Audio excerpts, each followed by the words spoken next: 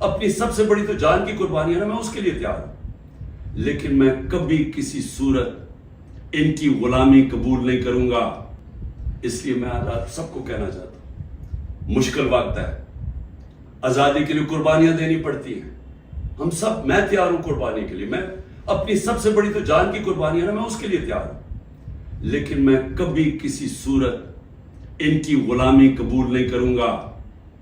اور میں چاہتا ہوں میری قوم، آپ بھی تیار ہو جائیں۔ 20-15 ہزار لوگوں کو جیل میں ڈالا ہے نا، ہم 23 کروڑ لوگ ہیں، کیا 15 ہزار کو سامنے رکھتے ہوئے 23 کروڑ لوگوں کو غلام بنا دینا انہوں نے؟ تو آپ نے کسی صورت یاد رکھیں، یہ اب 2 رائے ہیں۔ ہم نے اگر اپنے اس وقت اس خوف کے سامنے جھک گئے جو یہ کوشش کر رہے ہیں، یاد رکھیں آپ کی آنے والی نسلیں آپ کو معاف نہیں کریں گی، کیونکہ اس ملک کا پھر کوئی مستقبل نہیں ہوگا۔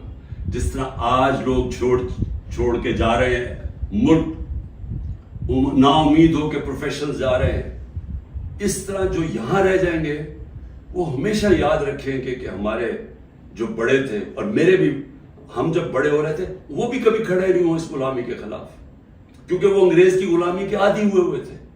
تو انگریز آزادی تو ملی نہیں صحیح طور پہ، ہر وقت طاقت کی غلامی کی ہے یہاں اس ملک میں۔ یہ ہے وہ وقت ہم اپنی حقیقی آزادی کے لیے جدوجہد کریں۔ کبھی آپ نے اس سے پیچھے نہیں ہٹنا۔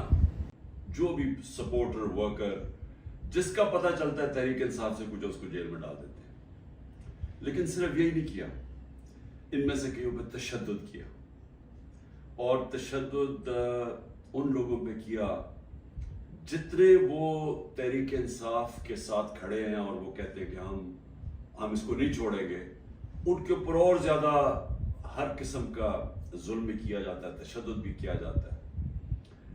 میں نے ویڈیوز دیکھی ہیں اعجاز چودھری کی، ڈاکٹر یاسین راشد، شہریار افریدی، عمر چیمہ، میاں محمود رشید، یہ جب نکلتے ہیں عدالت کے لیے، جب ان کو لے کے جاتے ہیں تو کیونکہ وہ سٹیٹمنٹ دیتے ہیں کہ ہم کھڑے ہیں پارٹی کے ساتھ، ان کے اوپر کئیوں پہ تشدد کیا گیا، اعجاز چودھری پہ کیا گیا، میاں محمود رشید پہ کیا گیا،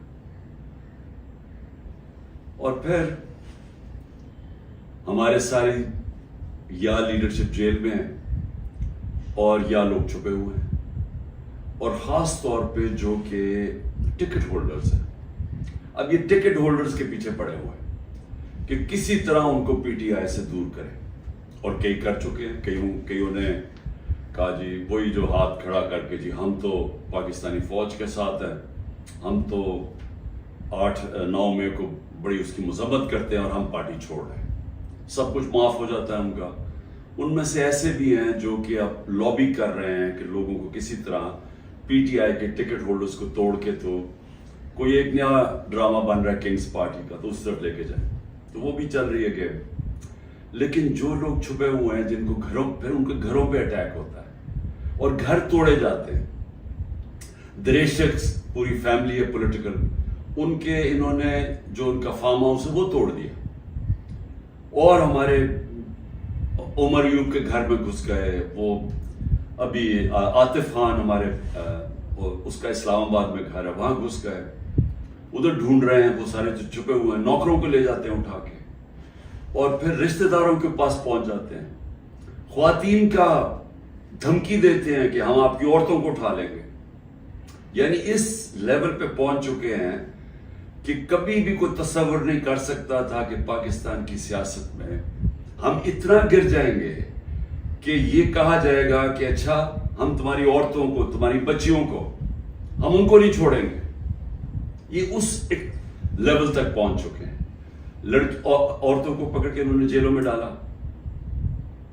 رانا ثناءاللہ کی پریس کانفرنس آئی کہ جی کہ ہم خود ہی کچھ ڈرامہ کرنے لگے ہیں ریپ کا۔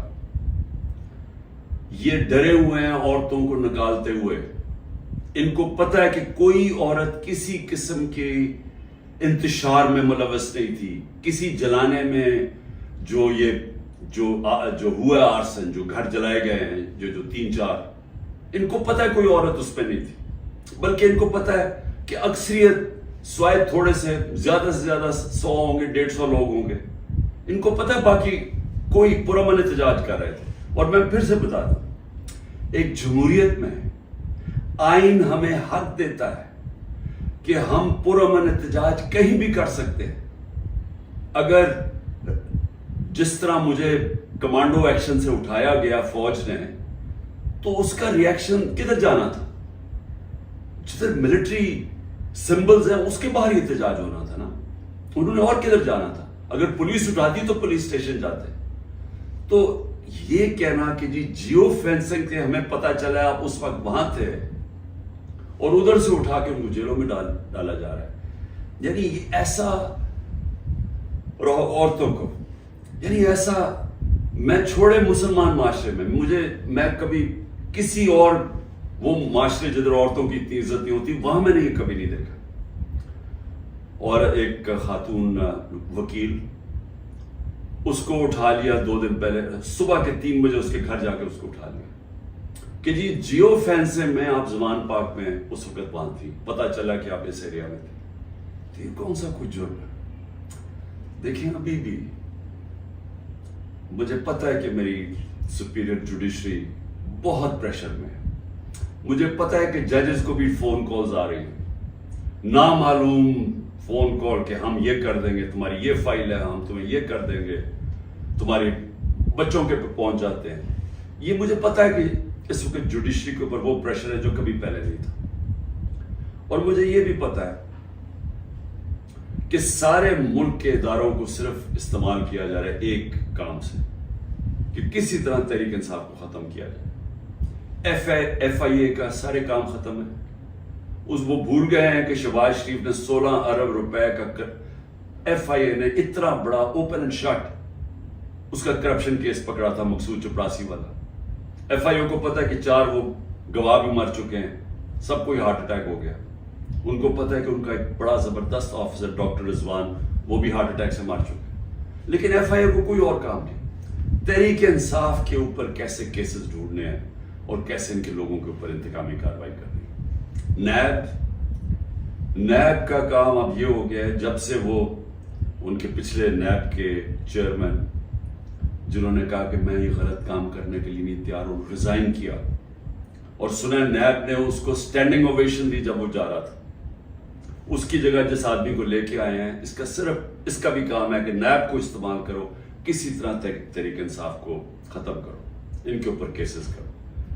پولیس, یہ پہلی دفعہ ہوا ہے کہ میں نے اپنے جو ہمیں خبریں آئی ہیں جیلوں سے بھی, ہمارے جو لوگ جن کا واسطہ پڑا پولیس سے, یہ پہلی دفعہ میں نے سنا ہے کہ انہوں نے یہ کہا کہ اکثریت پولیس بالکل خوش نہیں ہے جو ان سے کروایا جا رہا ہے. اکثریت, جو پولیس کی اکثریت ہے, وہ سمجھتے ہیں کہ بہت بڑا یہ ظلم کیا جا رہا ہے. اندر گلو بٹ انہوں نے گھسائے ہوئے ہیں اور پیچھے سے نامعلوم افراد کا پریشر آتا ہے, ان کی وجہ سے یہ کام کر رہے ہیں. تو اس کا مطلب پولیس جس کا کام اس ملک میں مجرموں کے پیچھے جانا, وہ سب کچھ بھول چکے ہیں. ان کا صرف 1 پوائنٹ ایجنڈا ہے, نیچے تھانے لیول کے اوپر کوئی تحریک انصاف کا ملے, نچلے لیول پہ آپ اگر وہ کوئی کسی کی سمپتھی بھی ہے تحریک انصاف سے, ان کو کسی طرح ہٹایا جائے. اس لیول پہ پہنچے ہوئے.